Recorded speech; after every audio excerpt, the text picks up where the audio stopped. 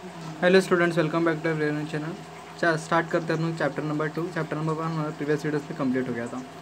Second chapter का नाम है dynamics of competitive strategy. Dynamics मतलब चेंजेस, जो हमारे कॉम्पिटिटिव स्ट्रैटेजी में चेंजेस होती है उन सब चीज़ों को हम लोग किस तरह मेंटेन करना है, कैसे मैनेज करना है, वो सारी चीज़ें हमको इस चैप्टर में बताई गई है।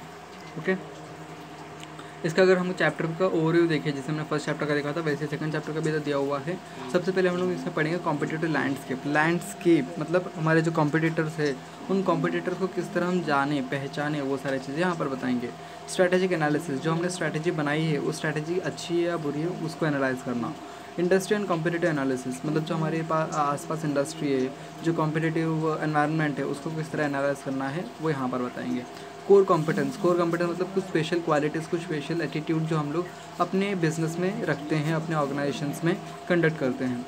कॉम्पिटिटिव एडवांटेज मतलब क्या, बाकी कॉम्पिटिटर से हमारे पास ऐसा क्या अलग है जिससे हम लोग कॉम्पिटिशन करने में सफल हो सके। इंटरनल एंड एक्सटर्नल एनालिसिस मतलब क्या, जो हमारा है internal environment and external environment, उन दोनों को किस तरह हमको एनालाइज करना है, किस तरह देखना है, जांच पड़ताल करनी है, वो सारी चीज़ें इस पॉइंट में बताई जाएगी। नेक्स्ट इज स्वॉट एनालिसिस। स्वॉट एनालिसिस मीन्स क्या बोलते हैं उसको, हमारा स्ट्रेंथ, वीकनेस और अपॉर्चुनिटीज़ एंड थ्रेट्स, इन सारी चीज़ों को हमको एनालाइज करना है। एनालाइज करने का मतलब क्या बोलते हैं, ऑब्जर्व करना, और उस ऑब्जर्वेंस को किस तरह हमको कंक्लूड में लेकर आना है, वो सारी चीज़ें होती है एनालिसिस।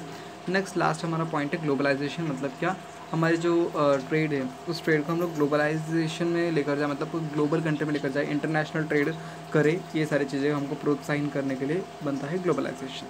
इंट्रोडक्शन में देखें तो हमने लिखा हुआ है business environment is a highly dynamic and continuously evolving. मतलब क्या, हाईली डायनामिक, हाईली चेंजेस होते रहते हैं, मतलब बार बार चेंजेस होते रहते हैं। कंटिन्यूसली इवॉल्विंग है, मतलब इवॉल्विंग मतलब भी चेंज होना, जैसे हमने अगर 10th में पढ़ा था इवोल्यूशन, ठीक है, एम्ब्रियोलॉजी जो हमने पढ़ा था, मतलब क्या, चेंज होते रहना। जो हमारा एक हैन था, उस चिकन जो है हमारा धीरे धीरे जो है बढ़ते जाता है, चेंज होते जाता है, फिर हमारा बन जाता है वो हैन, ठीक है। वैसे ही उसको बोलते हैं इवोल्यूशन, इवॉल्विंग, ठीक है।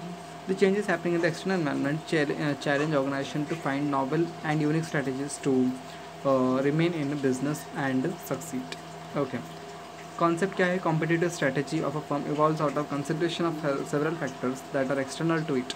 मतलब क्या, देखो इसमें आपको इस फास्ट ट्रैक बैच में ना वो वाली चीज़ें कराऊंगा जो मोस्ट इंपॉर्टेंट है, मतलब एग्जाम में आने के चांसेस ज़्यादा है। हर एक चीज़ आपको इधर नहीं कराया जाएगा, ठीक है। जो बच्चा ऐसा सोच के आया है कि हर एक चीज़ यहाँ पर मिल जाएगा, वो प्लीज़ अभी जा सकता है हमारे वीडियो को छोड़कर। यहाँ पर आपको each and every thing will not be covered, we will cover an important things which will have a 99% of chances to come in our exam. Okay, economic and technical components of the external environment are considered as a major factors leading to new opportunities for the organization as well as creating threats to its existence. यहाँ पर अगर हमको competitive strategy रखना है, मतलब क्या, competitive advantage रखना है हम लोग को बाकियों से, तो ये जो 3 पॉइंट दिए गए उन 3 पॉइंट में हमको खरा उतरना पड़ेगा। मतलब क्या, attract and retain customers by delivering value.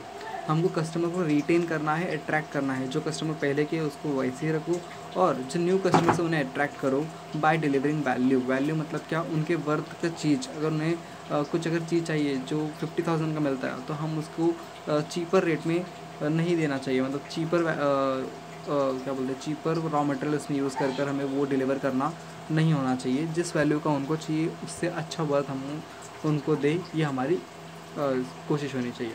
Next, withstand competitive pressures and strengthen its market position. Competitive pressures में हम लोग को वैसे ही खड़े रहना है, मतलब बिल्कुल भी हम अपने स्ट्रैटेजीज़ को चेंज नहीं करना है। Next, strengthen its market position. जो मार्केट पोजीशन उसने बना के रखी है उसको और कितना स्ट्रॉन्ग बना के रखे, ये हमारा उद्देश्य होना चाहिए। नेक्स्ट हमारा जो कॉन्सेप्ट है वो है कॉम्पिटिटिव लैंडस्केप। जैसे कि मैंने बताया, कॉम्पिटिटिव लैंडस्केप मीन्स अगर आसान भाषा में गए तो नो योर कॉम्पिटिटर्स। हमारे कॉम्पिटिटर्स को जानो, पहचानो, वो लोग कैसे हैं। एग्जाम्पल जैसे यहाँ पर Patanjali and Hindustan Unilever limited, जैसे उसको शॉर्ट फॉर्म में बोला जाता है HUL, और डायरेक्ट कॉम्पिटिटर्स। बट वो लोग डायरेक्ट कॉम्पिटिटर, हमको ये पता है कि पतंजलि और जो HUF है वो लोग डायरेक्ट कॉम्पिटिटर्स, मतलब कैसे, जो उनका प्रोडक्ट से लगभग सेम होते हैं। But ITC hotels and Honda Motors are indirect competitors that are competed to attract the affluent consumer to buy their product or service. Competitive landscape is about identifying and understanding the competitor.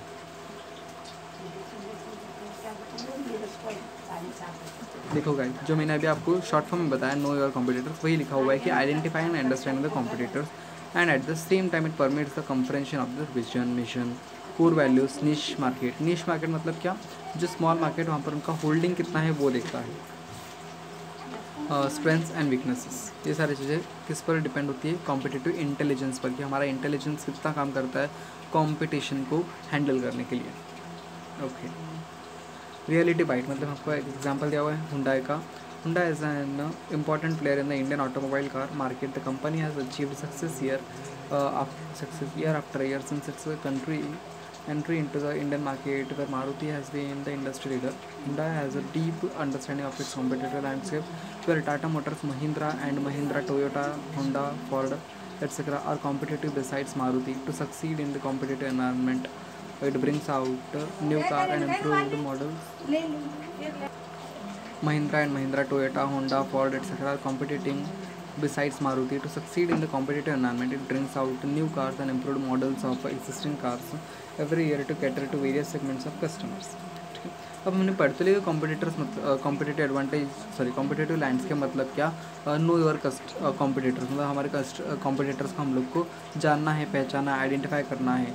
ठीक है, तो उसको किस तरह identify करना है वो उसके स्टेप्स दिए गए। सबसे पहले आइडेंटिफाई द कॉम्पिटिटर, उन्हें पहचानो, कौन है वैसे, who are the competitors and how big are they, क्या वो आपसे बड़े हैं, क्या वो आपसे छोटे हैं, वो किस लेवल पर है, ये सारी चीज़ें उनको देखनी चाहिए। ये होता है फर्स्ट स्टेप।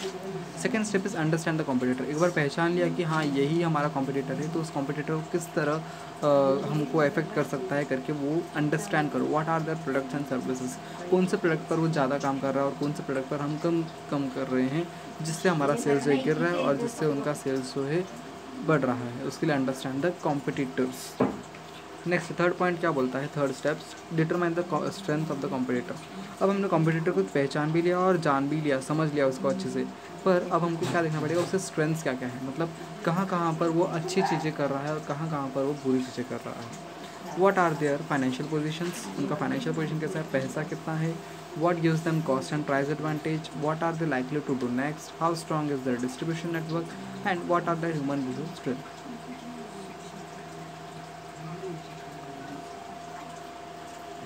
जैसे कि मैंने कहा कि उनकी अच्छी चीज़ों को और बुरी चीज़ों को पहचाना लो। अच्छी चीज़ें 5 पॉइंट है, बुरी चीज़ें मतलब क्या, वीकनेस। ठीक है, कहाँ पर वो लैक कर रहे हो, वेयर आर दे लैकिंग, मतलब ऐसे कुछ तो चीज़ होगा जहाँ पर वो लैक कर रहे होंगे और हम लोग उस चीज़ का फ़ायदा उठाकर हम आगे बढ़ सकते हैं। फिफ्थ पॉइंट क्या है, जो भी हमने चीज़ अभी देखा, पहले आइडेंटिफाई किया, फिर अंडरस्टैंड किया, फिर स्ट्रेंथ देखा, वीकनेस देखा, उन सारे इन्फॉर्मेशन को एक साथ रखो और एनालाइज करो। What will be the business do with this information, what improvements does the business need to make and how can the firm exploit the weaknesses of environment. Okay okay, next topic is strategic analysis, मतलब किस तरह हमको analyse करना है हमारे strategy को, हमारा जो स्ट्रैटेजी हमने बनाया हुआ है क्या वो स्ट्रांग है, क्या वो वीक है, ये सारी चीज़ें हमको एनालाइज करनी है। और वो क्या हमको उस ऊंचाई तक पहुंचा सकता है क्या, जिस ऊंचाई पे हम लोग जाना चाहते हैं। ठीक है, उन सारी चीज़ों को हम लोग देखते हैं इस कॉन्सेप्ट में, that is strategic analysis. Strategic formulation is not a task in which managers can get by with intuition, options, opinions, instincts and creative thinking. Okay, point यहाँ पर क्या दिया हुआ है, द मोस्ट टू इंपॉर्टेंट सब situational considerations industry and competitive conditions, मतलब हमारे industry का या फिर कॉम्पिटिटिव का कंडीशन किस तरह है उस पर ही डिपेंड करता है हमारा स्ट्रैटेजिक एनालिसिस किस तरह हम लोग करें। And organisations own competitive capabilities, resources, internal strengths, weakness and market position. इसके लिए एक बेस्ट डायग्राम दिया हुआ है, मतलब क्या, evaluation of current vision, mission, goal, strategies. अगर हमको इवैल्यूएट करना है हमारे मिशन को या विजन को, गोल को, स्ट्रेटेजी को, तो पहले देखो कि एक्सटर्नल एनालिसिस है कि इंटरनल एनालिसिस है। अगर एक्सटर्नल है तो फिर अपॉर्चुनिटीज़ और थ्रेट्स के बारे में सोचो, और अगर इंटरनल है तो हमको स्ट्रेंथ और वीकनेस के बारे में सोचना चाहिए।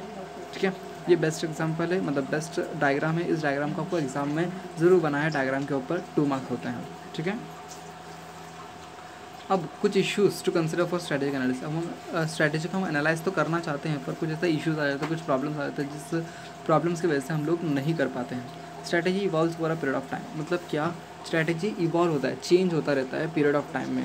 ठीक है, थोड़ा सा टाइम चेंज हुआ फिर स्ट्रैटेजी चेंज होता है, और थोड़ा सा टाइम चेंज हुआ फिर स्ट्रैटेजी चेंज हो जाता है। मतलब क्या, इसकी वजह से हम लोग उसको एनालाइज ही नहीं कर पाते कि कौन सा स्ट्रैटेजी हमारे लिए अच्छा है। ठीक है, हम ज़्यादा देर तक एक स्ट्रैटेजी अगर रखेंगे तो फिर हम लोग फेलियर की चोटी तक पहुंच सकते हैं। इसके लिए हमको स्ट्रैटेजी चेंज करना पड़ता है, और स्ट्रैटेजी चेंज करेंगे तो स्ट्रैटेजी एनालाइज नहीं कर सकते। तो ये एक सबसे बड़ा इशू है। Second issue is balance of external and internal factors. अगर हम एक्सटर्नल फैक्टर्स को और इंटरनल फैक्टर्स को एक साथ देखेंगे, एक साथ एनालाइज करेंगे, तो फिर हम लोग का जो काम है वो हो ही नहीं पाएगा। ठीक है, इसके लिए हम लोग को इन दोनों चीज़ में बैलेंस करेंगे तो फिर हमारा क्या होगा, एनालाइजेशन के लिए बहुत सारे प्रॉब्लम्स आएंगे। ये जो डायग्राम दिया गया इसको देखो, अगर हम लोग स्ट्रैटेजी मैनेजमेंट के ऊपर देख रहे हैं और किसके ऊपर देख रहे हैं, एनवायरनमेंट पे और रिसोर्सेज पर, तो वो क्या हो जाएगा, स्ट्रैटेजी एंड एनवायरनमेंट। नेक्स्ट है रिस्क फैक्टर। मतलब क्या, इन strategic analysis the principle of maintaining balance is important. मतलब क्या, बैलेंस मेंटेन करना बहुत ज़्यादा ज़रूरी है, क्योंकि अभी जो कंपटीशन का जो एनवायरनमेंट है वो बहुत कॉम्प्लेक्स हो चुका है, इंटरमिनिंगली हो गया है। मतलब क्या, बहुत ही कॉम्प्लेक्स टर्बुलेंट एनवायरनमेंट हो चुका है। तो यहाँ पर रिस्क भी बहुत ज़्यादा होता है कि एक्सटर्नल फैक्टर्स किस तरह हमको अफेक्ट कर सकते हैं, उससे हमारा स्ट्रैटेजिक एनालिसिस भी रुकावट आ सकता है। ये जो डायग्राम है इसको ध्यान से देखना, स्ट्रैटेजिक रिस्क के लिए बताया गया। अगर एक्सटर्नल है और शॉर्ट टाइम के लिए तो errors in interpreting the environment cause strategic failures. और पर स्ट्रैटेजिक रिस्क पर इंटरनल है और वो भी शॉर्ट टर्म के लिए है, इंटरनल है और शॉर्ट टर्म के लिए organisation capacity is unable to cope with strategic demands. और एक्सटर्नल लॉन्ग टाइम के लिए है तो changes in the environment lead to obsolescence of strategy. और इंटरनल लॉन्ग टर्म है तो inconsistencies with the strategy are developed on account of changes in internal capacities and preference. ठीक है, okay. External risk is on account of inconsistencies between strategies and the forces in the environment.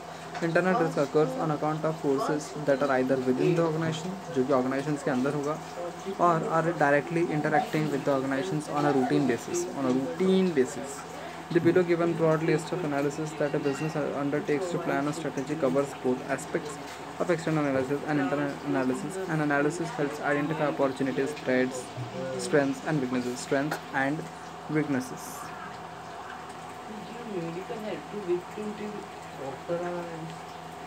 Strategic analysis, external analysis and internal analysis, customer analyzation और internal performance analysation. ये सारी चीज़ें हमको diagram दी गई, diagram आप आराम से देख सकते हैं। डायग्राम में बहुत सारी चीज़ें अच्छी दी गई हैं। यहाँ पर एग्जांपल देखिए स्ट्रेटेजिक एनालिसिस का, तो क्या है, gaming companies can earn good profit even with weak delivery of services, while hospitality business, मतलब जो रेस्टोरेंट हो गए, रिजॉर्ट हो गया, ठीक है, वो लोग क्या करते हैं, will have to spend huge in investment to get good profits.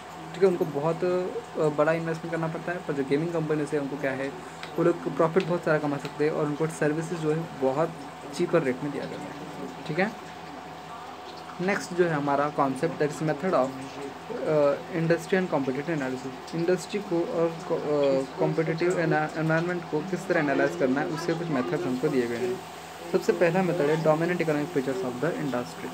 ये मेथड से गाइस, ठीक है, जो भी ग्रीन पॉइंट में आएंगे वो सारे मेथड से किस तरह हम लोग एनालाइज कर सकते हैं कि हमारा इंडस्ट्री कैसा है और साथ में हमारा कॉम्पिटिटिव एनवायरनमेंट कैसा है। ओके, तो पॉइंट्स क्या दिए, size and market of, size and nature of market. हमारा साइज़ कैसा है मार्केट का और नेचर कैसा है मार्केट का, उस पर डिपेंड करता है कि हमारा इंडस्ट्री कैसा है। Scope of industry, scope of competitive rivalry. Rivalry means what, rivalry means जो हमारा ऐसा क्या बोलते हैं उसको, दुश्मन है। ठीक है, राइवलरी मीन्स दुश्मन, या फिर हम लोग आसान भाषा में बोलते हैं कॉम्पिटिटर। ठीक है, स्कोप ऑफ कॉम्पिटिटिव कॉम्पिटिटर मतलब क्या, जो कंपटीशन कर रहे हैं हमारे साथ वो कॉम्पिटिटर कैसा है, उसके स्कोप से हमारे डिफाइन हो सकते हैं कि हमारा इंडस्ट्री कैसा है और हमारा एनवायरनमेंट कैसा है। Market growth rate and position. Next क्या है, नंबर ऑफ राइवल्स, कितने नंबर ऑफ राइवल्स है, number of buyers and the relative sizes, types of distribution channels, pace of technological change, whether the products and service of rival firms are highly differentiated. अगर products बहुत अलग अलग है, differentiated है, तो फिर उससे क्या हो सकता है, एसेंशियली आइडेंटिकल भी हो सकता है। Whether organisations can realise economies of scale in purchasing, manufacturing, transportation, marketing और advertisement. Whether key industry participants are clustered in a particular location, for example, lock industry in Aligarh, sarees and diamonds in Surat, information technology in Bangalore. Similarly, there is also concentration of business in different countries on account of geographical and other reasons. Very high rates of capacity utilization, capital requirement, or whether industry profitability is above or below. अगर industry का profitability ज़्यादा है तो फिर हमारा हो सकता है कि इंडस्ट्री कम हो, और अगर इंडस्ट्री की प्रॉफिटेबिलिटी कम है तो फिर हो सकता है कि हमारा प्रॉफिटेबिलिटी ज़्यादा हो। तो इस पर भी डिपेंड करता है कि किस तरह हमारा इंडस्ट्री होगा। नेक्स्ट मेथड है nature and strength of competition. ठीक ठीक है, कि हमारा कंपटीशन का नेचर किस तरह है और स्ट्रेंथ किस तरह है, उस पर भी डिपेंड करता है कि हमारा कंपटीशन एनवायरनमेंट किस तरह बनेगा। Third method is triggers of change. जो चेंज होता है उसके ट्रिगर्स, उसके इफेक्ट्स जो होते हैं, ठीक है, उससे हमारा इंडस्ट्री कैसा चेंज होगा वो देखो। An industry economic features and competitive structure they will a lot about its fundamental character but little about the ways in which its environment may be changing. All industry are characterised by trends and new developments that gradually produce changes important enough to require a strategic response from participating firms.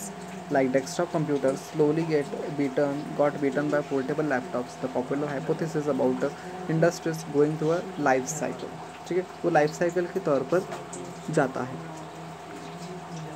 Next, there are more causes of industry changes than an industry position in the life cycle. Driving forces, ये सारी चीज़ें होती है। Most dominant forces are called driving forces.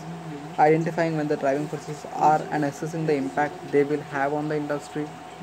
Internet and e-commerce creating opportunities, increase in globalization, FDI बना लो, changes in long term industry growth rate, product innovation, मतलब क्या product हम innovate करेंगे तो उससे भी हमारा चेंज होता है, इंडस्ट्री कैसा बनेगा, फिर एनवायरनमेंट कैसा होगा। Market innovation, entry or exit of major firms, diffusion of technical know-how. Diffusion means the sale of technical know-how across more companies and more countries, global trends in similar economies. Changes in cost and efficiency due to technology and consumer behavior. मतलब cost में change होना या फिर efficiency में change होना, due to what, due to technology and consumer behaviour. Identifying the strongest और weakness companies, हमारा fourth method है स्ट्रॉन्गेस्ट और वीकेस्ट कंपनीज को पहचानो। अगर उसको पहचाने तो हम सोच सकते हैं कि हमारा इंडस्ट्री कैसा बन सकता है। इसका अगर दूसरा नाम बोला जाए तो होता है स्ट्रैटेजिक ग्रोथ मैपिंग, ठीक है। एग्जाम्पल देखो, smartphone industry has numerous options to select from, thus grouping them into categories based on various parameters can be really insightful and time saving.